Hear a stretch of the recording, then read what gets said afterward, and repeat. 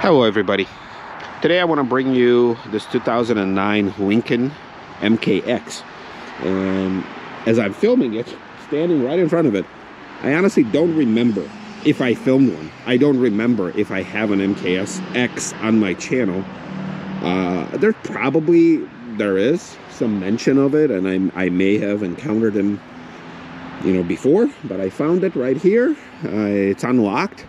So why the heck not, right? And even if I'm duplicating myself, I highly doubt that I found this particular one. It's a 2009. Oh, right here.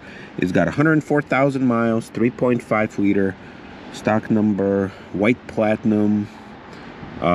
It's got a bunch of options, but I don't know. Like, is this like it says platinum, but it's not like a platinum edition. It's just the color's platinum. So I don't know if it's fully loaded or not. But would be interesting to take a look. You know, it is one of these crossover things. Not too fond of them, but I do appreciate Lincoln, and I think it's a interesting look at an older car, especially when you compare it to some of the stuff that I can't really tell apart.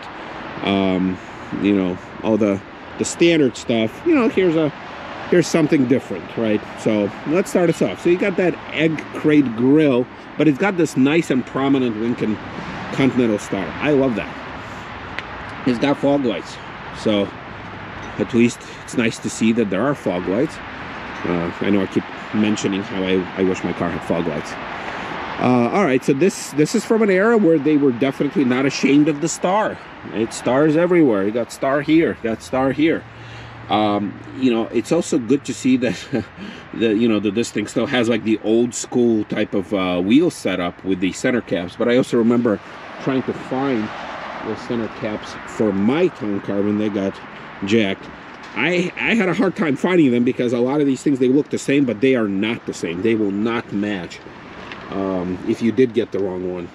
So it's good to see that this one is still here with its chrome wheels, and well, they look like in a pretty good shape, so that's good. Also got the chrome door handle. So the fact that there's so much chrome and stuff, it leads me to believe that this is a pretty high spec model with color matched key buttons, the access code here. So I'm not too fond of the tan interior, we already know that, but I like this color contrast. Look at this, kind of a darker wood with a lighter tan leather, or whatever this material. Well, this is not leather, but you know what I mean. There it is. Also with those tiny speakers here, nice. Yeah, love this type of setup here. Also looks like it's multi contrast colors too. So, and then the silver bits here, so that's nice. Let's look at the seat. So I also found that, I don't know if it's by accident or by design, but you know, you got the star, right? You got the Continental Star. I wish they would have stitched the middle to make it look like a star, like right here, but they did actually stitch a star in there, so that's good. And you got the piping too.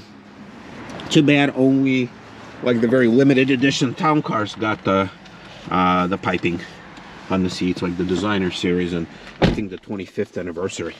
Oh, nice to get out of the wind and the cold.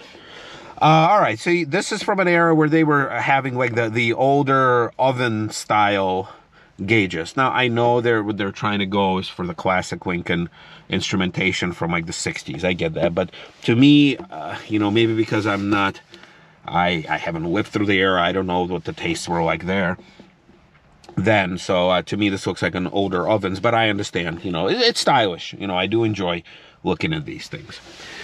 But this is also from an era where they were trying to get away from giving you the full wood, because that was considered, quote unquote, old-fashioned. so they give you these little things, which is fine, but if they teach you in driving school that you should have your hands here, what is it, at the 3 and 9 position, then that's kind of, it's like, so when are you supposed to have your hands here, you know? So shouldn't, I know I'm not trying to answer the question, but just wondering, right? So, you know, it is what it is. I will take this type of wood over, you know, not having it at all, but I also find it strange.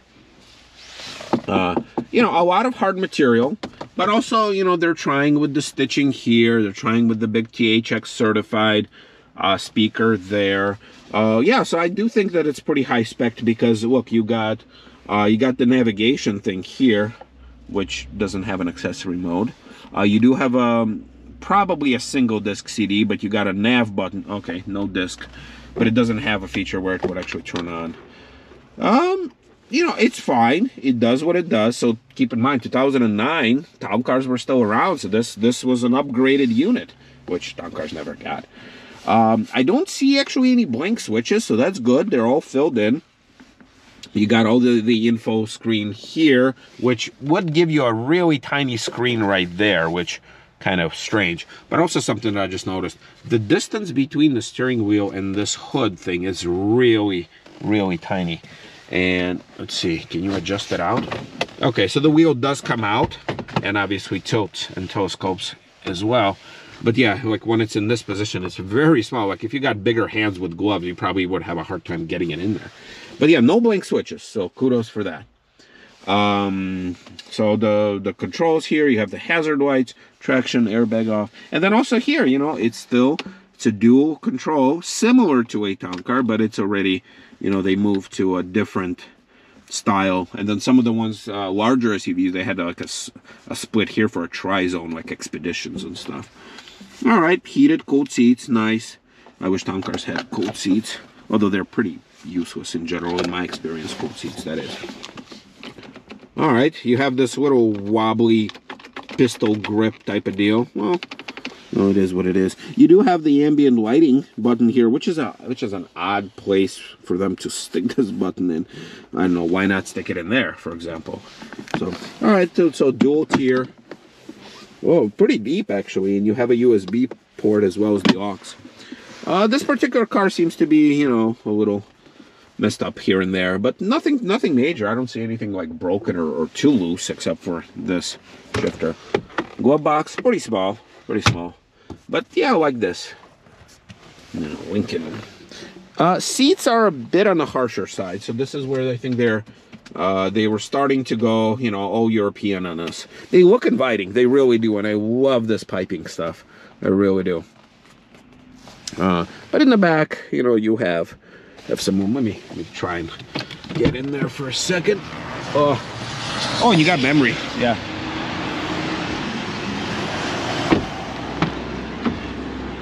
All right, so in the back, actually the back is in much better shape than the front.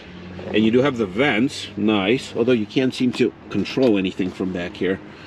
You got dual sunroof, which I forgot to mention up front. You got the control, so that's nice, that's new.